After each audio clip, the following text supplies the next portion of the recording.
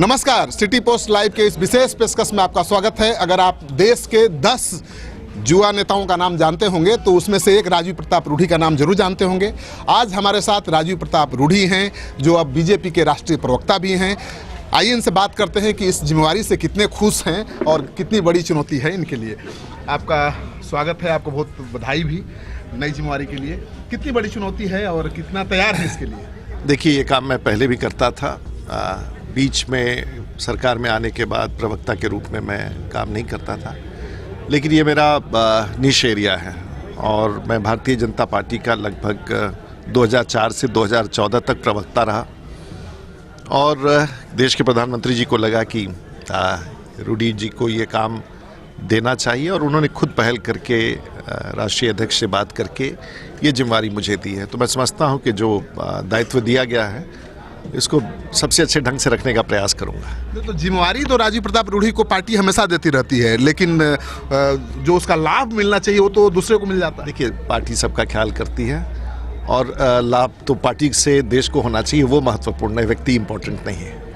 लेकिन आप चुनाव छपरा से लालू यादव के परिवार ने राबड़ी देवी को हराया, ये बड़ा काम था। आपको इनाम में एक बड़ी जिम्मेवारी भी मिली थी, काम भी अच्छा कर रहे थे, फिर क्यों आपको उस जिम्मेवारी से मुक्त किया गया? मुझे लगता है कि कुछ बड़े काम के लिए मुझे बाहर निकाला गया है। नहीं, आप तो संतुष्ट थे ना अपने काम से? बिल्कुल संतुष्ट थे और आगे भी बहुत सारी बातें हैं जो पार्टी के भीतर, और पार्टी सबका ध्यान रखती है। कुछ ना कुछ एक बड़ा योजना होता है जिसके तहत हर व्यक्ति को डाला जाता है। शायद मैं उस बड़े योजना का अंग हूँ। ये तो दूसरी बात हो गई, आप हर चीज़ को पॉजिटिव ले रहे हैं, ये अच्छी बात है। लेकिन आपका नुकसान भी तो हुआ है पार्टी में, आपको मिला है आपका ड्यू जो? बिल्कुल, उससे ज़्यादा मिला है।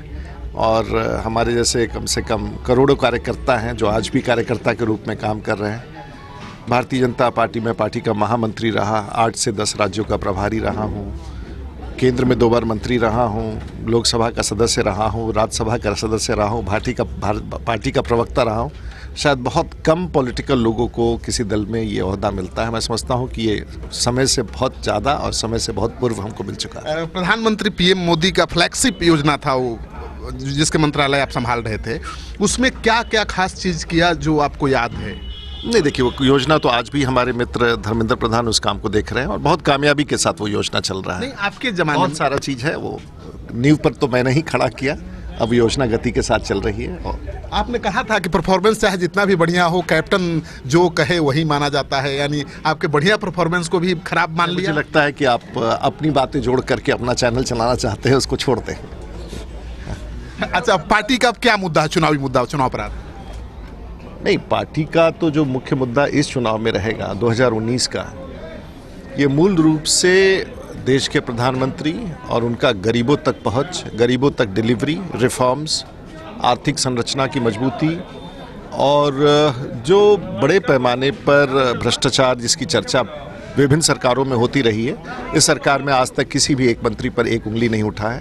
मैं समझता हूँ कि गरीब तक पहुँचने वाला, पहुँचाने वाला और गरीबों के प्रति सोचने वाला बहुत दिनों के बाद एक ऐसा व्यक्ति आया है जो सचमुच उनके करीब पहुँचा है, और इसी विषय को लोगों तक पहुंचाने का हम सब प्रयास करेंगे और मुझे लगता है कामयाबी हमारे।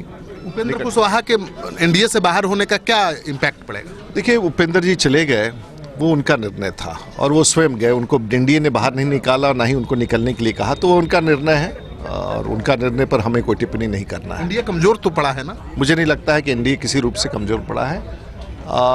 उपेंद्र जी अपने किसी अभियान के तहत गए हैं और हो सकता है उससे उनको कहीं लाभ दिख रहा हो, लेकिन उससे एनडीए को कोई नुकसान हो ऐसा मुझे नहीं दिखता है। यानी विकास मुद्दा होगा, राम मंदिर मुद्दा नहीं होगा? नहीं, वो तो हमारा विश्वास है और जो उच्चतम न्यायालय का निर्णय आएगा मैं समझता हूं कि वो पार्टी स्वीकार करेगी। उसके अलावा भी अगर कोई पहल होगा तो लोग चाहते हैं वो होगा, लेकिन अंतोगत्वा इस बात को स्वीकार करना होगा कि विकास भी हमारा एक बड़ा एजेंडा है।